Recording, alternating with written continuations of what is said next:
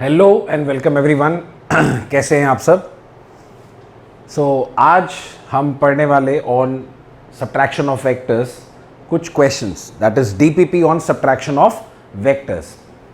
जो हमने formula triangle law में सीखा उसको जो सब्ट्रैक्शन का फॉर्मूला था, जो हमने पढ़ा कि वो एडिशन ही होता है, बट उस फॉर्मूले को कैसे अप्लाई करना है क्वेश्चंस में, किस तरह के क्वेश्चंस बनते हैं, राइट? आज हम इसको देखेंगे। इन क्वेश्चंस के बाद आपको पूरी तरह आइडिया हो जाएगा कि अगर दो वेक्टर्स को सब्ट्रैक्ट करना है using the formula from the triangle law तो आपको कैसे करना है, right? Let's start this lecture. The first question, the magnitude of sum of two vectors p and q inclined at an angle theta, that is 120 degree, is r. If q is reversed, then the magnitude of the resultant becomes √3 times. Calculate the ratio of the magnitude of two vectors. I hope question समझ गए होंगे। मैं फिर भी एक बार आपको explain करता हूं। दो वेक्टर्स, उनके सम का मैग्नीट्यूड इज आर, और दो वेक्टर्स के बीच में एंगल 120 है, उनका रिजल्टेंट जो है उसका मैग्नीट्यूड आर है। अब Q अगर रिवर्स कर दिया, then the magnitude of the resultant becomes √3 times. So Q का डायरेक्शन चेंज किया, उसको रिवर्स कर दिया, and the resultant becomes √3 times. Calculate the ratio of the magnitude of the two vectors. कौन से vectors? P और Q. Let's see the options. The magnitude of sum of two vectors. दो vector, उनके बीच में angle 120 है, उनका resultant R है। तो सबसे पहली इक्वेशन क्या बनेगी? दो वेक्टर P और Q का रिजल्टेंट। अब रिजल्टेंट का मैग्नीट्यूड हमको पता है,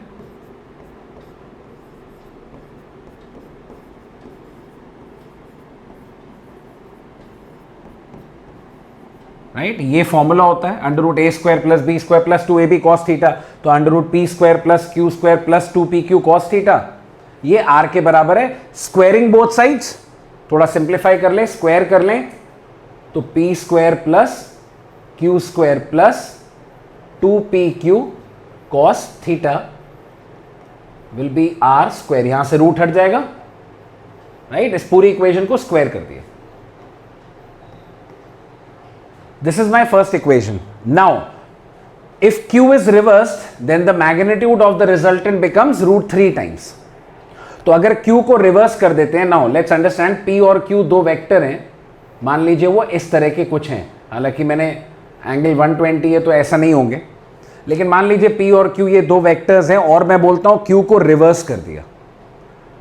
किसी वेक्टर को रिवर्स करना मतलब उसका डायरेक्शन ऑपोजिट कर देना। डायरेक्शन ऑपोजिट होने पे वेक्टर नेगेटिव हो जाता है, यानी वो वेक्टर Q की जगह बन जाता -Q।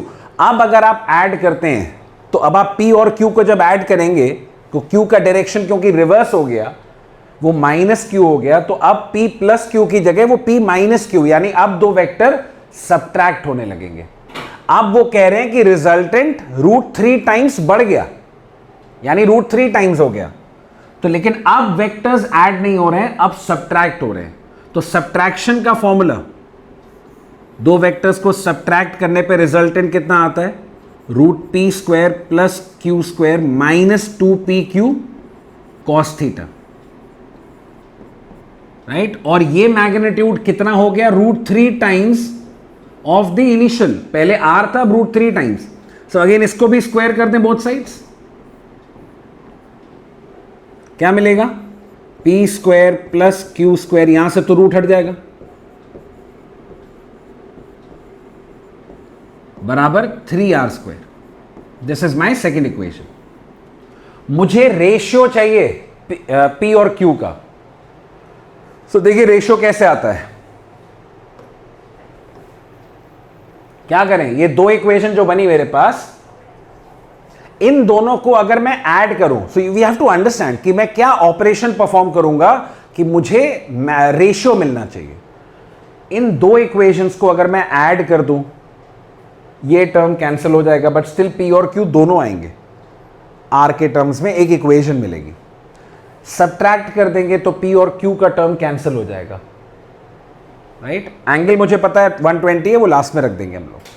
सब्ट्रैक्ट करने से भी कोई खास फॉर्मूला नहीं, कुछ फायदा नहीं होगा, राइट। अगर ऐड और सब्ट्रैक्ट करें तो मान लीजिए होगा तो थोड़ा लेंदी हो जाएगा। एक छोटा सा काम करते हैं, इन दोनों इक्वेशंस को डिवाइड कर देते हैं एंड यू विल सी कि थोड़ा जल्दी होगा। सो इक्वेशन 1 एंड इक्वेशन 2 दोनों को डिवाइड कर दीजिए। 1 डिवाइडेड बाई 2, तो देखिए क्या मिलेगा, P square plus Q square plus 2pq cos theta upon P square plus Q square minus 2pq cos theta.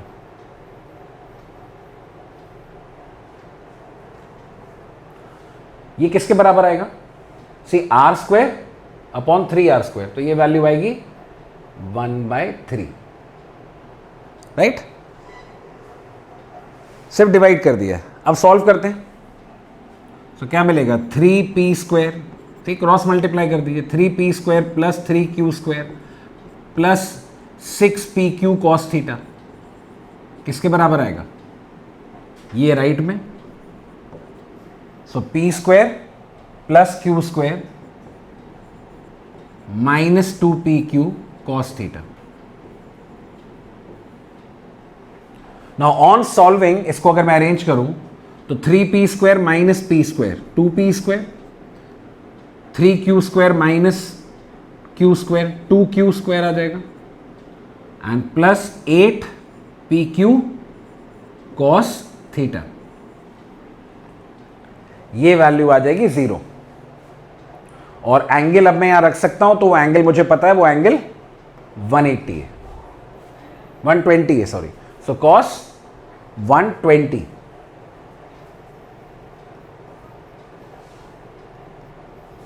now cos 120, those people who know, right, वो easily बता सकते हैं -1/2। सो cos 120 की वैल्यू -1/2 होती है। तो अगर यहां पे -1/2 में रख दूं तो क्या मिलेगा, 2p square plus 2q square, right, -1/2, तो यहां पे 8 है, तो -4pq should be 0,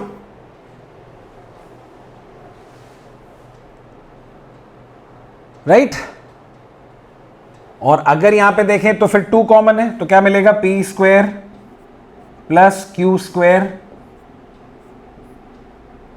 minus 2pq will be 0, right. बहुत सिंपल है। अब सी मुझे रेशियो चाहिए, तो एक काम कर सकते हैं, इस एक्सप्रेशन में ये जो मुझे फाइनल एक्सप्रेशन मिला है, बोथ साइड्स क्यू स्क्वायर से डिवाइड कर दो। अगर डिवाइड करते हैं तो देखिए कितना इजीली रेशियो आता है। तो अगर बोथ साइड्स में डिवाइड कर दूं बाय क्यू स्क्वायर, तो राइट वाले टर्म में तो 0 ही रहेगा। ये देखिए क्या देगा मुझे, ये देगा, पहला टर्म आएगा P square by Q square, that is P by Q whole square, Q square by Q square 1 minus 2pq by Q square, तो -2p bye Q equal to 0। अब ये देखिए, ये जो इक्वेशन बनी है, इससे p बाय क्यू की वैल्यू निकाली जा सकती है। Now this is the quadratic equation. तो अगर p बाय क्यू को x मान ले तो x square plus 1 minus 2x, x square plus 1 minus 2x। अब अगर p बाय क्यू को फॉर अ मोमेंट में x मान लेते हैं कि p by Q is x, right, ये मान लेते हैं कि p बाय क्यू x है, यही रेशियो निकालना है मुझे। तो देखिए क्या मिला, x square plus 1 minus 2x 0। अब याद रखिए ये x माइनस 1 का होल स्क्वायर हुआ कि नहीं हुआ, भाई x square minus 2x plus 1, x minus 1 का होल स्क्वायर शुड बी 0। यहां से क्या मिलेगा, x माइनस 1 शुड बी 0, यानी x कितना आएगा, इक्वल टू 1, और x क्या था, p बाई क्यू, यानी p बाई क्यू इज 1, तो रेशियो 1। सो इस तरह से हम लोग रेशियो निकाल सकते हैं। सो क्वेश्चन बहुत सिंपल, ओनली कैलकुलेटिव। दो मुझे बातें बोली थी कि एक दो वेक्टर का रिजल्टेंट r है, दूसरी बात कि अगर मैंने q को रिवर्स कर दिया तब उनका रिजल्टेंट √3 टाइम्स हो गया। तो मैंने सिर्फ दो इक्वेशन बनाई। एंगल 120 है, उस cos 120 की वैल्यू आपको मालूम होनी चाहिए, एंड दैट इज -1/2। तो हमने सिर्फ वहां पे वैल्यू पुट करी, दो इक्वेशन बनाई, दोनों को डिवाइड कर दिया, जो फाइनली मुझे इक्वेशन मिली, राइट, वो इस तरह की इक्वेशन मिली, उसको मैंने बस क्यू स्क्वायर से डिवाइड कर दिया ताकि रेशियो बन जाए, और ये इतना इजीली सॉल्व हो गया। सो इतना ही आसान क्वेश्चन था ये। सो आते हैं सेकंड क्वेश्चन पे। The resultant of P and Q is R। दो वेक्टर P और Q, resultant is R। If Q is doubled, R is doubled. When Q is reverse, R is again doubled. So find P is to Q is to R। Right, समझ गए होंगे। The resultant of two vectors is R. If Q is doubled, R is doubled. If Q is reversed, R is again doubled. तो find P is to Q is to R. Let's see. तो जो condition दी है सिर्फ उसको follow कर रहे हैं, nothing else. So दो वेक्टर्स P और Q, मान लेते हैं कि P और Q के बीच में एंगल थीटा है, right. So this has 4 options. काफी टेढ़े ऑप्शन है भाई। चलिए लेट्स सी, इस तरह का आ रहा होगा कुछ। नॉर्मली ऐसे इस तरह के ऑप्शंस नहीं होते हैं, थोड़े आसान दिखते हैं, बट स्टिल कुछ नहीं है क्वेश्चन में।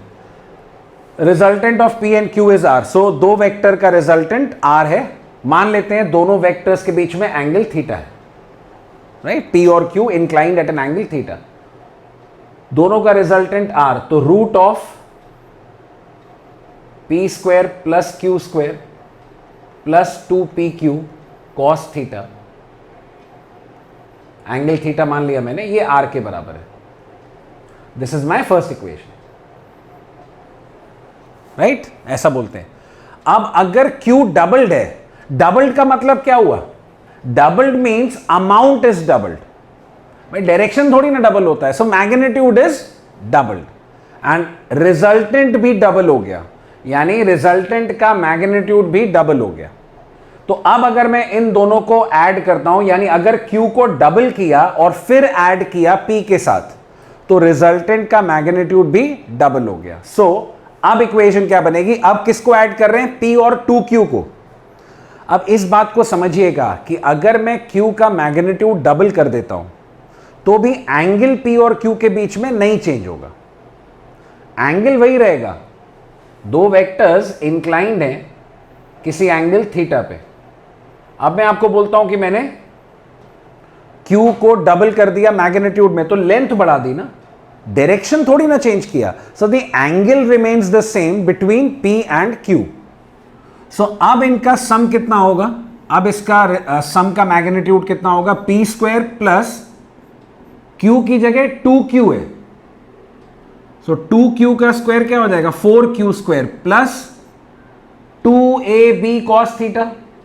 सो 2P 2Q, सो 2Q जब रखेंगे तो ये 4 बन जाएगा, तो 4PQ cos थीटा। और रिजल्टेंट इसका कितना हो गया, 2R। Resultant is doubled. See this is my second equation. Now if Q is reversed, R is again double. तो पिछले क्वेश्चन की तरह Q रिवर्स कर दिया, तो Q अगर रिवर्स किया और फिर अगर मैंने सम निकाला रिजल्टेंट, तो अब रिजल्टेंट फिर डबल हो गया। तो फिर Q को रिवर्स करने का मतलब क्या हुआ, रिवर्स करने का मतलब हुआ मैंने सब्ट्रैक्ट किया। तो सब्ट्रैक्शन का formula P square plus Q square minus 2PQ cos theta. अभी भी रिजल्टेंट डबल है, तो अभी भी 2R। This is my third equation. अब ये तीन के अलावा कुछ और मैं लिख नहीं सकता हूं। ये तीन इक्वेशंस बन सकती हैं, मुझे रेशियो चाहिए P/Q/R का, right. Let's see, in equations को अगर मैं स्क्वायर कर दूं ना तो मुझे थोड़ा और बेहतर दिखेंगी। अंडर रूट में कंफ्यूजन्स होते हैं, कैसे सॉल्व करना है, और डिफिकल्ट लगता है देखने पे। एक काम कर सकते हैं, एक स्क्वायर कर दे तीनों इक्वेशंस को बोथ साइड्स, तो लेट्स सी क्या मिलता है।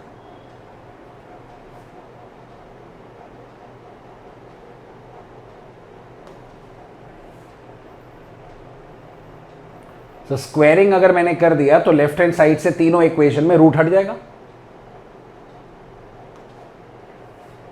ये हो जाएगा R², ये 2R², ये भी 2R²। अब सिर्फ एक बहुत छोटा सा काम करना है, इन तीन इक्वेशंस को सॉल्व करके ना मुझे रेशियो चाहिए P और Q और R का। देखिए कैसे आता है। What I can do is,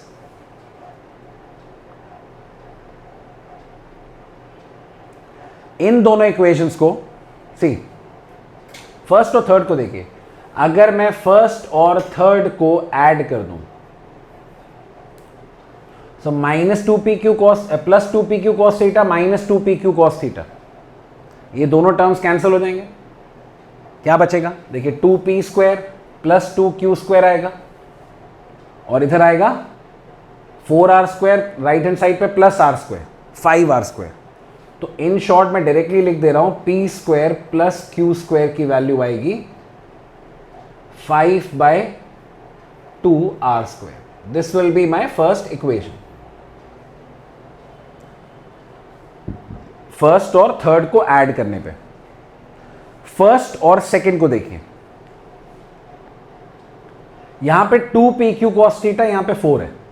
एक काम करें, इस पूरी इक्वेशन को 2 से मल्टीप्लाई कर दें बोथ साइड्स, और अब सब्ट्रैक्ट कर दें, मतलब second equation minus 2 times of first equation. So पहली इक्वेशन को बोथ साइड्स 2 से मल्टीप्लाई किया। क्यों किया, सी एक इक्वेशन तो मेरे पास है ना, मैं एक और चाहता हूं, तो 4PQ cos थीटा यहां भी 4 बना दें और सब्ट्रैक्ट कर दें। तो अब अगर मैं माइनस करूंगा ना तो देखिए P² माइनस 2P², क्या बचेगा, minus P²। 4Q² minus 2Q², क्या बचेगा, 2Q²। 4PQ cos theta minus 4PQ cos theta, ये टर्म हो गया कैंसिल। 4R² माइनस 2R², क्या मिलेगा, 2R²। This is my, I can say that this was third equation and this is my fourth equation.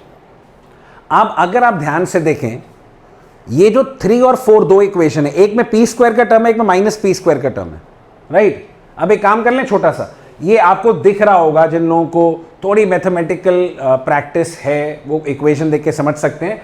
तो आप देखिए, दो variables मान रहा हूं मैं, P और Q, उनके स्क्वायर, ये वेरिएबल है, और दोनों R के टर्म्स में कैलकुलेट किए जा सकते हैं। कैसे, थर्ड और फोर्थ इन दोनों इक्वेशंस को ना ऐड कर दे। अगर मैंने ऐड कर दिया तो देखिए P² माइनस P², ये term cancel. Q² plus 2Q² कितना आएगा, 3Q² बराबर 5/2 plus 2R², that is 9/2R²। अब ये 3 इधर कैंसिल हुआ, 3 बचा, तो Q² की वैल्यू 3/2R², एंड इसका मतलब Q कितना, होल रूट 3/2R। ये आ गई Q की वैल्यू। अब ये Q की वैल्यू इनमें से किसी इक्वेशन 3 और 4 में पुट कर देंगे, P भी निकल आएगा। तो अगर मैं ये Q की वैल्यू सपोज करिए इस फर्स्ट इक्वेशन में पुट कर दूं, सो P² कितना, P² आएगा 5/2R² minus Q² and Q² कितना है, रूट 3/2, तो 3/2R²। अब सब्ट्रैक्ट करेंगे तो ये R² के बराबर आएगा। तो देखिए, यानी P की वैल्यू कितनी, P की वैल्यू R के बराबर आएगी, मैग्नीट्यूड। कई लोग सोचेंगे प्लस माइनस R, लेकिन हम वेक्टर के अमाउंट की बात कर रहे हैं। वेक्टर का अमाउंट कभी भी नेगेटिव नहीं होता है, सो हमें हमेशा पॉजिटिव ही कंसिडर करना है इन क्वेश्चंस में। So P equals to R। अब अगर P is to Q is to R, मुझे ये रेशियो चाहिए, देखिए, तो P is to Q is to R, right. तो P कितना है, P R के बराबर, Q कितना है, whole root 3/2R is to R। तो R का टर्म तो गया, तो मुझे कितना मिला, मुझे मिला 1 इज टू 3/2 इज टू 1। और अगर इस रेशियो को आप ध्यान से देखें तो मैं √2 से अगर मल्टीप्लाई कर दूं तो ये क्या बन गया, √2 इज टू √3 इज टू √2 दिखेगा आपको। Third option, this is the correct option, right. So ये है ratio, this is the final answer. तो इतना ही सिंपल क्वेश्चन था, सिर्फ हम सब्ट्रैक्शन के वो फॉर्मूले का यूज कर रहे हैं, right. Let's turn to the third question. Interesting, if magnitude of v1 plus v2, so v1 v2 are two vectors, mod v1 v2 और mod v1 minus v2 अगर ये बराबर हैं और v1 v2 फाइनाइट वेक्टर्स हैं, यानी null vector नहीं है, बेसिकली वो यही कहना चाहते हैं, यानी मैग्नीट्यूड जीरो नहीं है, तो हम इनमें से क्या बोल सकते हैं कि v1 is parallel to v2, v1 is equal to v2, mod v1 is equal to mod v2, v1 and v2 are mutually perpendicular। देखिए, दो वेक्टर्स हैं, उनका सम का मैग्नीट्यूड और डिफरेंस का मैग्नीट्यूड बराबर है, यानी दो वेक्टर का सम, दो वेक्टर का डिफरेंस अमाउंट में इक्वल है। अब थोड़ा ध्यान से सोचिए, जब दो वेक्टर, मैं आपको ऐसे दिखाता हूं कि मान लीजिए मेरे पास दो वेक्टर है ए और बी, तो जब दो वेक्टर को हम ऐड करते हैं ना, अकॉर्डिंग टू पैरेललोग्राम लॉ, जो एडिशन होता है वो कहीं यहां होता है। आप ट्रायंगल लॉ या पैरेललोग्राम लॉ लगा के देखिएगा। फिर मैं जब b को ऑपोजिट करता हूं और a माइनस बी का डायरेक्शन निकालूं, तो a माइनस बी मतलब a और माइनस बी का सम, तो a और माइनस बी का सम ना कहीं यहां पे आएगा, डायरेक्शन हमेशा अलग होगा। तो कभी भी वेक्टर सम और वेक्टर डिफरेंस, अगर दोनों वेक्टर्स फाइनाइट है, कभी इक्वल नहीं हो सकता। लेकिन यह जरूर पॉसिबल है कि अमाउंट इक्वल हो, यानी मैं आपसे कहना चाह रहा हूं कि यह पॉसिबल नहीं है that vector a plus vector b और vector a minus vector b equal हो सकते हैं। यह नहीं हो सकता है अगर दो वेक्टर्स फाइनाइट है, दिस इज नॉट पॉसिबल। लेकिन यह तो पॉसिबल है भाई कि अमाउंट बराबर हो जाए, लेंथ तो बराबर हो सकती है ना, राइट। तो वो यही बोल रहे हैं। अब अगर मैग्नीट्यूड इक्वल है तो वो बोल रहे हैं v1 और v2 पैरेलल हैं। सी, v1 और v2 अगर पैरेलल हो गए ना, यानी उनके बीच में एंगल जीरो हो गया, तो अगर एंगल जीरो हो गया, आप उस फॉर्मूले में रख के देख लीजिए। मैं आपको दिखाता हूं, पहले हम फॉर्मूला लिख लेते हैं। मान लेते हैं कि v1 और v2 के बीच में एंगल थीटा है, ये आखिर बराबर कब होंगे?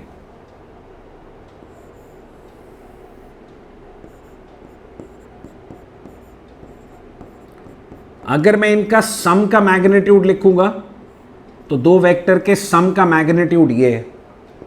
v1 माइनस v2 का मैग्नीट्यूड कितना है?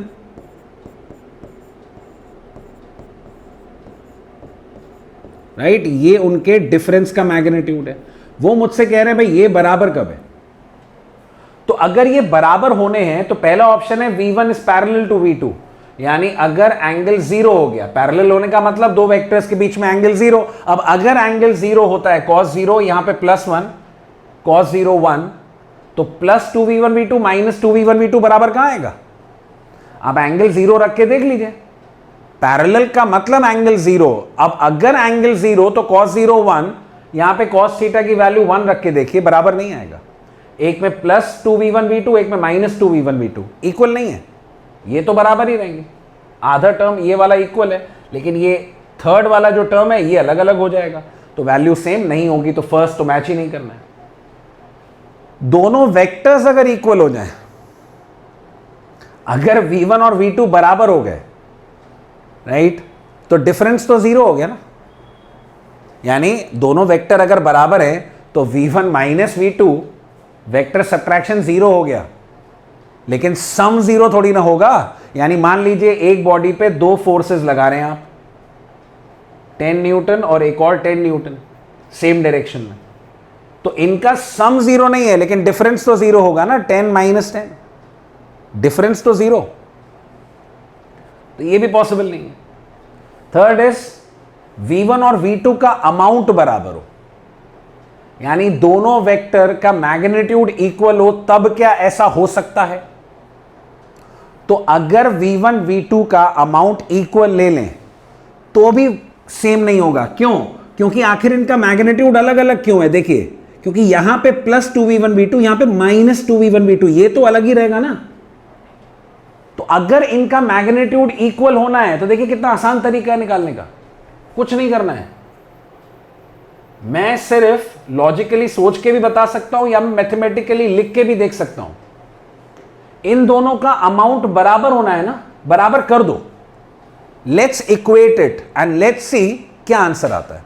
अगर मैं इनका मैग्नीट्यूड बराबर करूं दोनों का, तो रूट हट जाएगा, यानी क्या मिलेगा मुझे? v1 square plus v2 square plus 2v1 v2 किसके बराबर मिलेगा? v1 v2 cos theta should be equal to v1 square plus v2 square minus 2v1 v2 cos theta. अब आप देखिए 2v1 v2 cos theta, now v1 square का term cancel, v2 square का term cancel, ये plus 2v1 v2 cos theta, ये minus 2v1 v2 cos theta, इसको इधर ले आए तो 2v1 v2 cos theta plus 2v1 v2 cos theta क्या मिलेगा? 4v1 v2 cos theta. कितना आएगा? 0। अब अगर 4v1 v2 cos थीटा 0 है तो ये तो v1 और v2 का अमाउंट है, ये तो 0 हो नहीं सकता। तो अगर इस पूरे टर्म को 0 होना है तो क्या हो सकता है? ये तभी पॉसिबल है इफ cos थीटा इज 0, यानी the angle should be 90, right? तो इसका मतलब ये क्या होने चाहिए? Mutually perpendicular. अब ये कितना इजी था, आप ये समझिए, ये दोनों का मैग्नीट्यूड का फॉर्मूला है, ये तीसरा टर्म ही तो अलग है, और अगर ये तीसरा टर्म खत्म हो जाए तो मैग्नीट्यूड बराबर। अब तीसरा टर्म कैसे खत्म हो सकता है? अगर एंगल 90 हो गया तो cos 90 0 हो जाएगा, तो यहां भी cos 90 0, ये पूरा तीसरा टर्म ही गायब हो जाएगा दोनों में। तो दोनों की वैल्यू कितनी आ जाएगी? Root of v1 square plus v2 square, यही वैल्यू आएगी। बहुत इजी है। सो बहुत लोगों ने क्वेश्चन गेस कर लिया होगा जिन्होंने थोड़ा एडिशन ठीक से पढ़ा है, right? They know this. Next question, if the sum of two unit vectors is a unit vector, then find the magnitude of difference. देखिए ऑप्शंस क्या क्या हैं। सो मेरे पास दो यूनिट वेक्टर हैं और दो यूनिट वेक्टर का सम भी यूनिट वेक्टर है, मान लेते हैं। चलिए मैं दो यूनिट वेक्टर मान रहा हूं, a कैप और b कैप, और इनका जो सम है वो मैं c कैप मान रहा हूं। मतलब दो यूनिट वेक्टर का सम भी यूनिट वेक्टर है। Then find the magnitude of difference. तो दो यूनिट वेक्टर मैंने मान लिए a और b, a कैप और b कैप, और मान लेते हैं इनके बीच में एंगल है थीटा। तो इनका सम भी यूनिट वेक्टर है। अब इनका सम कितना होगा? सम का फॉर्मूला तो वही है, यूनिट वेक्टर आखिर वेक्टर ही है। तो mod a square plus mod b square plus twice of mod a mod b cos theta. ये हो गया दो वेक्टर का सम, राइट? और ये इसका जो सम है वो भी यूनिट वेक्टर है।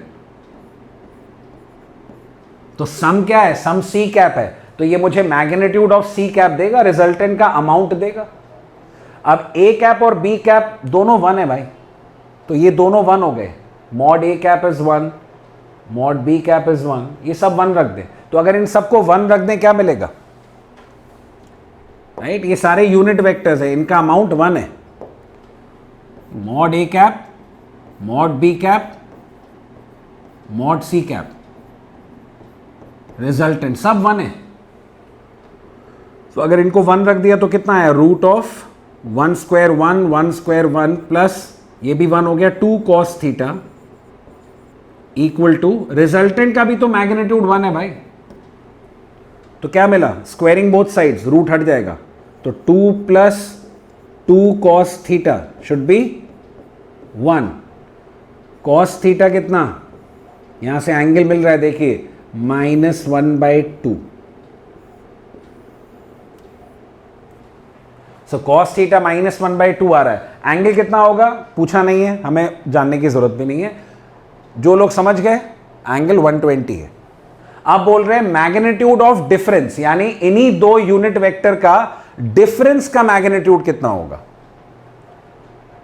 तो अगर दो यूनिट वेक्टर को सब्ट्रैक्ट करेंगे तो उसका फॉर्मूला होता है A square plus B square -2ab cos theta. तो mod A square plus mod B square minus twice of mod A mod B cos theta. और डिफरेंस का मैग्नीट्यूड सी ये निकालना है कितना होगा, यही पता करना है। तो देखिए ए और बी, अब ए और बी दोनों यूनिट वेक्टर हैं, इनको सब्ट्रैक्ट कर रहे हैं तो सिर्फ -2ab cos थीटा। अब ये क्योंकि यूनिट वेक्टर है, इन सबका मैग्नीट्यूड 1, तो 1 + 1 ये स्क्वायर है, 1 का square 1 -2 × 1 × 1 cos theta. cos theta की वैल्यू -1/2, -1/2 यहां प्लस आ जाता, ये 2 × 2 कैंसिल 1, तो कितना आया? √3, 1 + 1 + 1।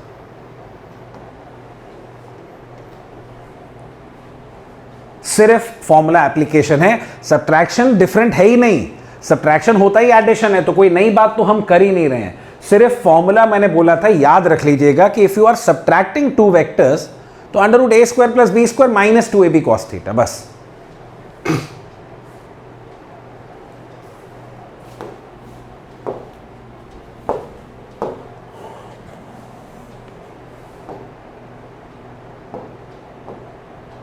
Now let's see the next question. A particle is moving along a circular path with a constant speed of 10 meter per second. What is the magnitude of the change in velocity of the particle when it moves through an angle 60 around the center of the circle? Change in velocity, see मैं समझाता हूं question में क्या कह रहे हैं। एक particle है वो सर्कुलर पाथ पे जा रहा है, सी राइट, किसी सर्कुलर पाथ पे जा रहा है, उसका वेलोसिटी का मैग्नीट्यूड स्पीड कांस्टेंट है 10। ये स्पीड वेलोसिटी का अमाउंट होता है, वो 10 है। What is the magnitude of the change in velocity? तो मान लीजिए एक पार्टिकल ए से बी पे चला गया सर्कुलर पाथ पे, और उसने कितना एंगल मूव किया अराउंड द सेंटर? 60। मतलब मान लीजिए ये सेंटर है, सपोज ये सेंटर है, तो वो 60 डिग्री मूव कर गया। क्वेश्चन में बोला है चेंज इन वेलोसिटी। नाउ कई लोग बोलेंगे सर जीरो, क्या इजी सवाल पूछ रहे हैं। लेट्स अंडरस्टैंड, वेलोसिटी में डायरेक्शन होता है, स्पीड कांस्टेंट है।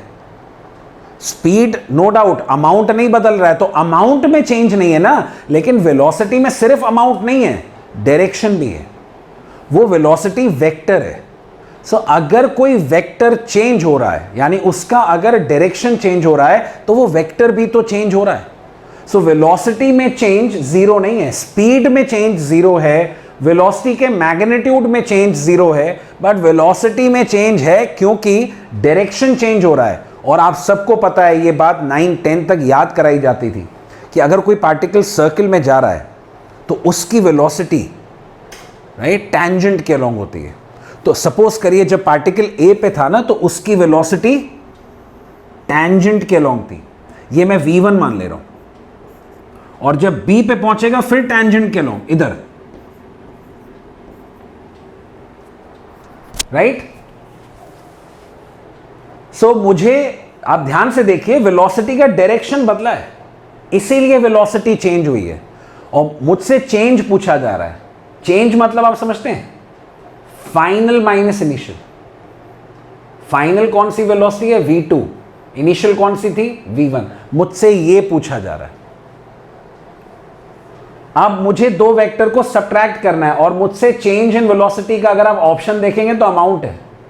तो ये मुझे मैग्नीट्यूड दिया है, यानी वेलोसिटी में चेंज का अमाउंट, यानी दो वेक्टर सब्ट्रैक्ट करने हैं, देखिए, और उनका मैग्नीट्यूड निकालना है।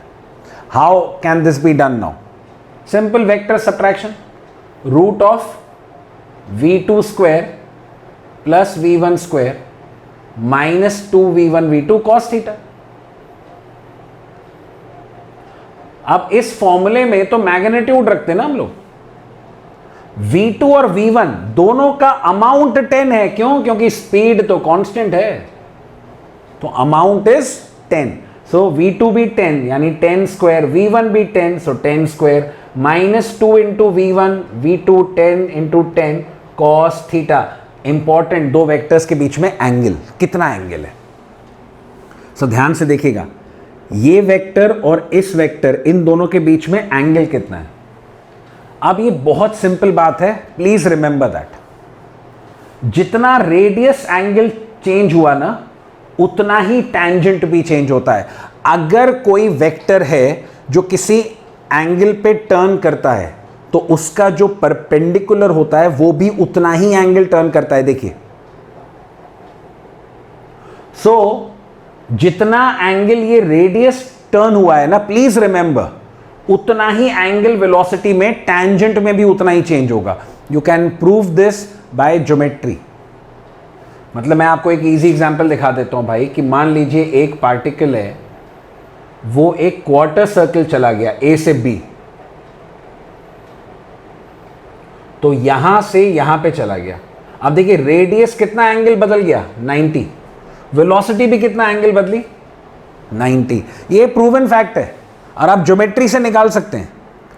इस वेक्टर को ना यहां पे ड्रॉ कर लें और ये एंगल निकाल लीजिए। You will easily find this angle to be 60। So दोनों वेलोसिटीज के बीच में, सी, एंगल निकालने के लिए टेल्स को ज्वाइन करते थे ना, इस v1 को उठाइए, यहां रखिए, तो ये दोनों के बीच में जो एंगल बनेगा ना, ये 60 ही बनेगा। ये v1 है, तो v1 को उठा के आगे ड्रॉ कर लीजिए, दोनों की टेल्स को ज्वाइन करिए, ये भी 60। तो वेलोसिटी भी उतना ही एंगल टर्न कर गई जितना रेडियस चेंज हुआ। सो एंगल 60 है। cos 60 we all know 1/2। अब यहां 1/2 रख दें तो कितना आएगा? देखिए, रूट ऑफ 100 प्लस 100 200 माइनस 1/2, ये 2 कैंसिल हो जाएगा, माइनस 100। सो रूट 100 की वैल्यू सबको पता है 10। सो 10 मीटर पर second is the change in velocity, the magnitude of change in velocity, right? So these were few questions जो सब्ट्रैक्शन ऑफ वेक्टर्स पे सिर्फ प्रैक्टिस के पर्पस से हम लोग देख रहे थे। बहुत अच्छे क्वेश्चंस टुवर्ड्स द एंड, जब हम वेक्टर्स का चैप्टर कंप्लीट कर लेंगे towards the end, I will provide you with bulk of questions. बड़े बड़े लेक्चर्स, ज़्यादा टाइम के लेक्चर्स, 2-2 घंटे के लेक्चर्स आपको मिलेंगे जिसमें बल्क में क्वेश्चंस होंगे, राइट? सो बहुत सारे questions I will be providing you people. उसमें हम लोग फिर सब्ट्रैक्शन और भी देखने को मिलेगा, एडिशन, सब्ट्रैक्शन, मल्टीप्लिकेशन, एवरीथिंग। अगला लेक्चर हमारा विल बी बेस्ड ऑन, इसके बाद, right, addition through component method, the very important lecture. I mean, इससे ज्यादा इंपॉर्टेंट लेक्चर आपको शायद वेक्टर्स में ना मिले, क्योंकि component method of addition physics में हर बार यूज होगा, बहुत ज्यादा यूज होगा। तो मिलेंगे नेक्स्ट लेक्चर में आपसे। Thank you so much.